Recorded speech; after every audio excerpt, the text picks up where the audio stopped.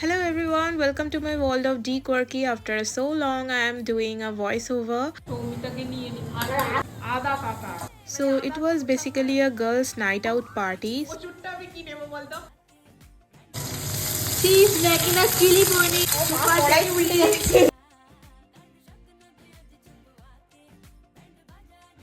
How is it? So nice.